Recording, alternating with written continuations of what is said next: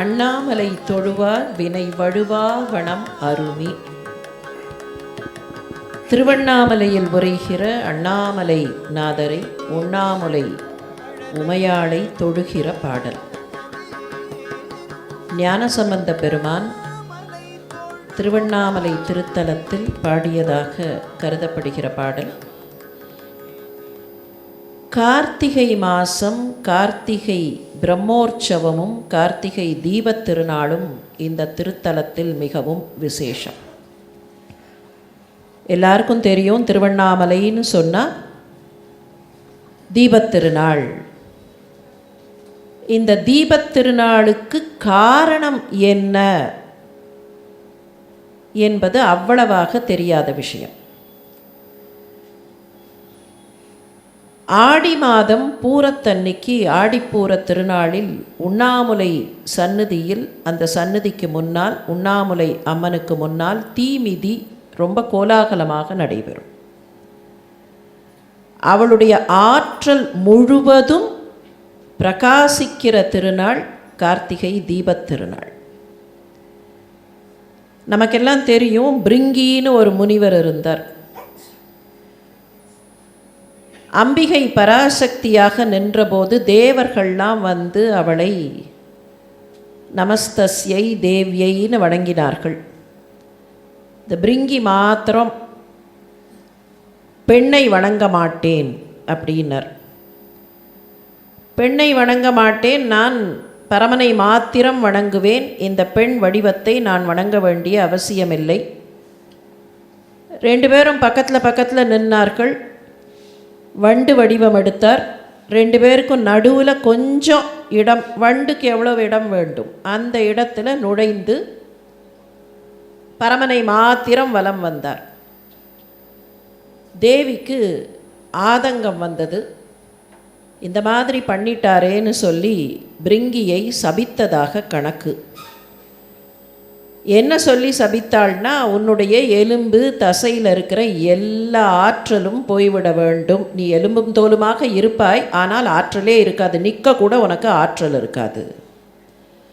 அப்படியே தளர்ந்து கீழே விழுந்தாராம்.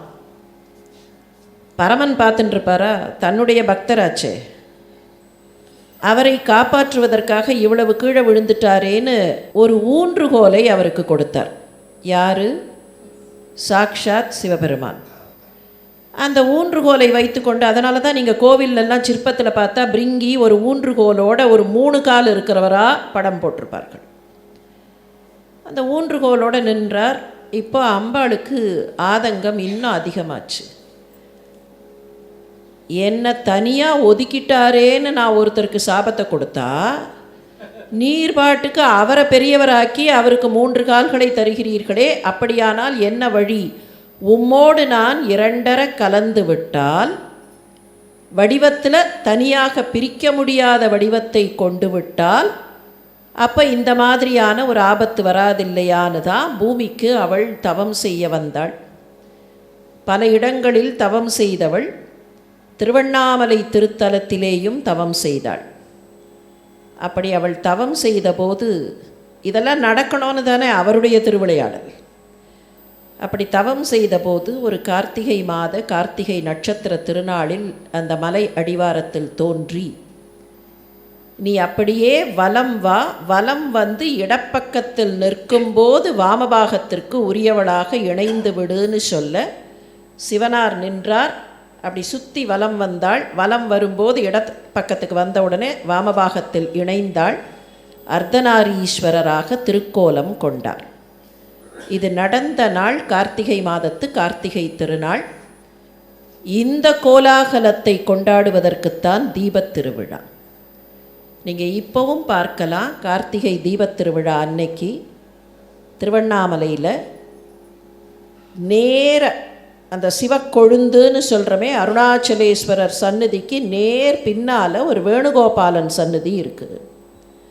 அந்த வேணுகோபாலன் சந்நிதிக்கு பக்கத்தில் அர்த்தநாரீஸ்வரர் இருப்பார்.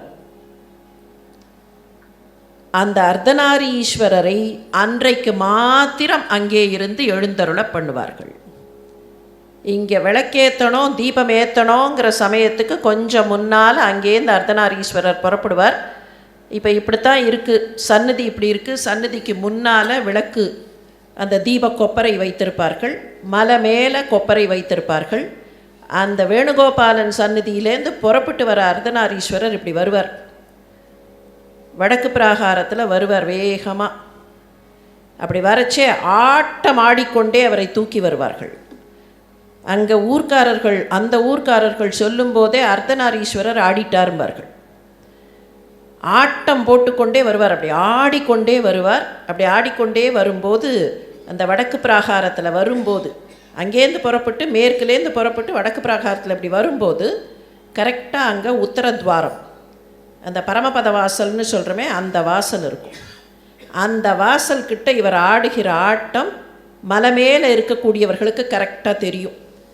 இந்த ஆட்டத்தை பார்த்த உடனே அவர்கள் கொப்பரையில் தீபம் ஏற்றுவதற்கு ஆயத்தமாவார்கள். இவர் அதுக்குள்ளே அந்த ஸ்பீடில் இப்படி முன்னால் வந்துடுவார், சன்னதிக்கு முன்னால். அங்கே பஞ்சமூர்த்திகளும் எழுந்தருளி இருப்பார்கள். அர்த்தநாரீஸ்வரர் அப்படி வந்த உடனே இங்கேயும் தீபக்கொப்பரையில் தீபம் ஏற்றுவார்கள். வந்த ஸ்பீடிலேயே உள்ளே போயிடுவார், நிற்கலாம் மாட்டார். உண்ணாமுலை உமையாளோடும் உடனாகிய ஒருவன்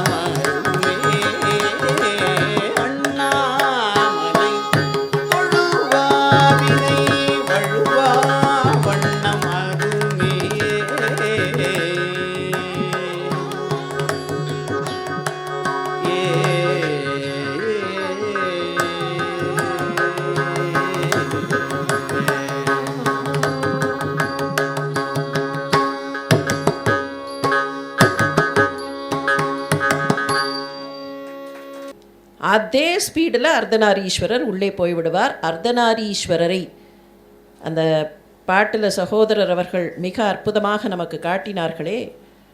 எப்படி எழுந்தருளி இருக்கிறார்னு சொன்னால், உண்ணாமுலை உமையாளோடு உண்ணாமலை உமையாளோடு உடனாகிய ஒருவன். எப்படிப்பட்டவன்னு சொன்னால், உண்ணாமுலை அபீத குச்சாம்பாள்னு பேர். யாரும் அவளுடைய முலையில், மனிதர்கள் யாரும் அவளுடைய முலையில் பால் அருந்தவில்லை. அதுதான் அபீத குச்சாம்பாள். அந்த உண்ணாமுலை உமையாளோடும் உடனாகிய ஒருவன் பெண்ணாகிய பெருமான். தனக்கு பெண் வடிவத்தை ஏற்றுக்கொண்ட, பெண்ணுக்கு ஒரு பாதியை கொடுத்து தனக்கு பெண் வடிவத்தை ஏற்றுக்கொண்ட பெருமான் மலை திருமாமணி திகழ. மலை ஸ்வரூபத்தில் இங்கே திகழக்கூடிய இந்த திருத்தலம் மண் ஆர்ந்தன அருவித்திரள் மழலை முழவு அதிரும். அந்த மலையிலேருந்து அப்படி அருவி கொட்டுகிறது.